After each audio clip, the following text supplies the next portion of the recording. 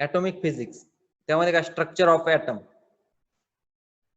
आता ॲटमचं स्ट्रक्चर कसं असतं, the atom of an element is the smallest particle which can exist. म्हणजे काय ॲटम म्हणजे काय, तर जो काही एलिमेंट आहे त्याचा एकदम स्मॉलेस्ट पार्ट, म्हणजे त्या पार्टपेक्षा त्याला आपण आता म्हणजे त्यापेक्षा कमी पार्ट नसेलच असा एकदम स्मॉलेस्ट पार्ट जो असतो जो एक्झिस्ट म्हणजे जो आहे अस्तित्वात वगैरे जो असतो त्याला काय म्हणतो आपण atom. Structure of element decides the chemical properties of the element. म्हणजे काय जे स्ट्रक्चर असणार एलिमेंटचं त्यावरून काय होतं, त्या एलिमेंटच्या केमिकल प्रॉपर्टीज डिसाइड होत असतात.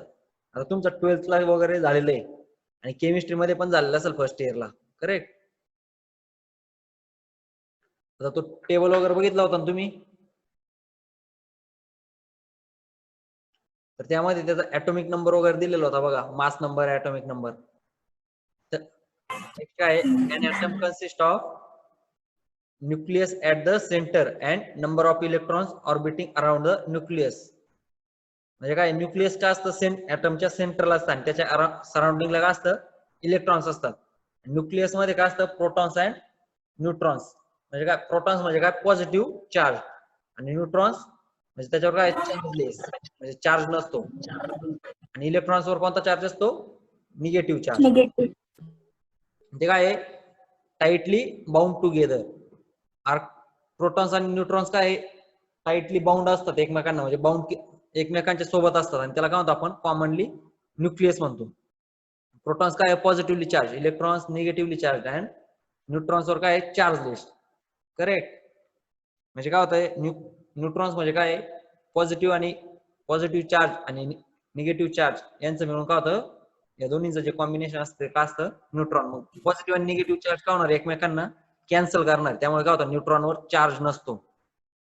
Positive electric charge on each proton is equal to 1.602 into 10⁻⁻19 coulomb. म्हणजे हे काय झालंय पॉझिटिव्ह म्हणजे आपले जे प्रोटॉन्स आणि न्यूट्रॉन्स जे इलेक्ट्रॉन्स जे असणार आहे त्यावर काय आहे, तर चार्ज किती प्रेझेंट असतो 1.602 इंटू 10⁻⁻19.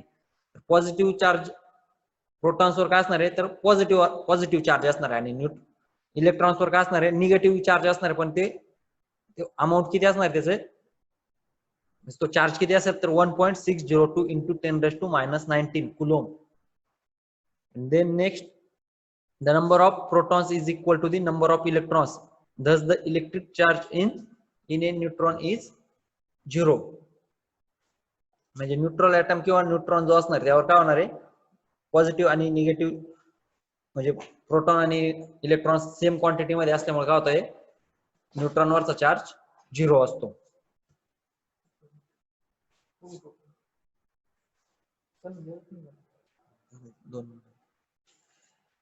आइसोटोप म्हणजे काय, two nuclear of particular element may have same number of protons but different number of neutrons, such nuclear are called isotopes of an element. Isotope म्हणजे काय, दोन न्यूक्लियर म्हणजे आता एक पर्टिक्युलर एलिमेंट आहे, सपोज आता युरेनियम आहे. युरेनियम मध्ये काय आता युरेनियमचं काय असतं, म्हणजे आता कोणतं एक एलिमेंट घ्या तुम्ही युरेनियम, आता आपलं रेडिओ ऍक्टिव्ह एलिमेंट आपण एक्झाम्पल देतोय. म्हणजे एक एलिमेंट आहे तुमच्याकडे बरोबर, त्याचं न्यूक्लियर आहे म्हणजे सेम ॲटॉमिक नंबर वगैरे असतो. त्यामध्ये काय आता म्हणजे प्रोटॉन्स जे ते सेम असणार आहे, पण काय होतं जो प्रोटॉन्स सेम आहे पण आपले काय होतंय न्यूट्रॉन्स डिफरंट आहे. म्हणजे इलेक्ट्रॉन्सची वगैरे इलेक्ट्रॉन्स पण चेंज होणार आहे, त्यावेळेस आपले न्यूट्रॉन्स चेंज होतात. म्हणजे काय होतंय सेम एलिमेंट आहे पण त्याचे प्रोटॉन्स सेम आहे बट न्यूट्रॉन्स डिफरंट आहे, त्याला काय म्हणतो आपण, त्या न्यूक्लियाला काय म्हणतो आपण आइसोटोप्स.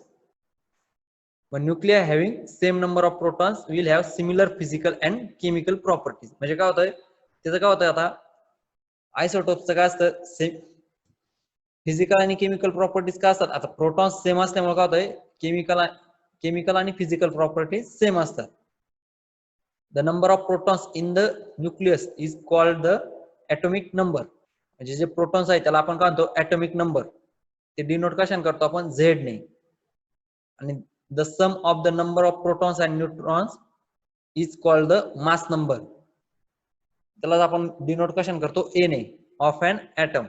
म्हणजे काय मास नंबर म्हणजे काय आपलं प्रोटॉन्स प्लस न्यूट्रॉन्स, म्हणजे प्रोटॉन आणि न्यूट्रॉनची जी ऍडिशन होणार आहे त्याला आपण म्हणतो मास नंबर.